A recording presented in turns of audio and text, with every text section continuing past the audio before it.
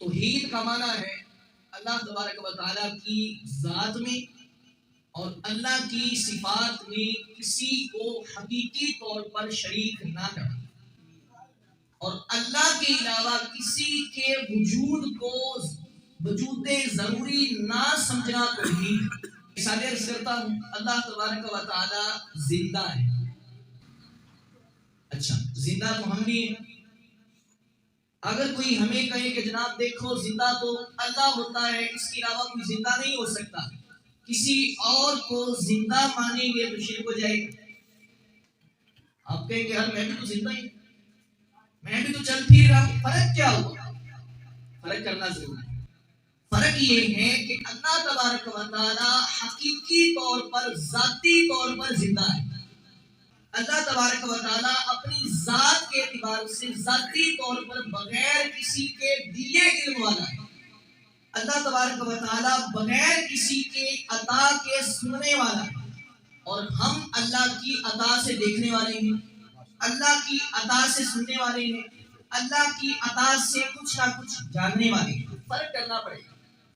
ایسے لوگ ملیں گے جو کہیں گے کہ جناب دینے والا رب ہے، تم داتا صاحب کو داتا کیوں کہتے ہیں؟ داتا کا معنی تو ہے دینے والا، دیتا تو رب ہے، تم ان سے کیوں مانگتے ہو؟ اگر یہ کہا جائے کہ کسی بندے کو داتا کہنے سے، کسی بندے کو مشکل کشا کہنے سے، کسی بندے کو غریب نواز کہنے سے شرک ہوتا ہے، تو پھر شرک سے کوئی بچا ہی نہیں، کوئی مسلمان رہا ہی نہیں۔ ہم اپنے بچے کو حافظ کہتے ہیں کہ نہیں کہتے؟ حالانکہ اللہ قرآن میں فرماتا ہے اِنَّا نَحْنُ نَزَّلْنَا الذِّكْرَ وَإِنَّا لَهُ لَحَافِظُونَ، ہم ہی قرآن کو اتارنے والے ہیں اور ہم ہی اس کے حافظ ہیں۔ تو پھر اس صاحب سے پوچھئے کہ جو کہتا ہے کہ داتا کہنا شرک ہے، اسے کہیں کہ میرا بچہ تو صبح شام حافظ کہتا ہے، تو نام بھی لکھتا ہے، تو حافظ خدا کے ساتھ سارے ایمان سے خارج ہو گئے۔ اس کا مطلب یہ ہوا کہ فرق کرنا پڑے گا۔ اللہ تبارک و تعالیٰ اپنی ذات کے اعتبار سے حافظ ہے، قرآن کی حفاظت فرمانے والا ہے، اور ہم رب کی عطا سے قرآن کے حافظ ہیں۔ فرق ہو گیا۔ اللہ رحمان ہے کہ نہیں ہے؟ اللہ رحیم بھی ہے۔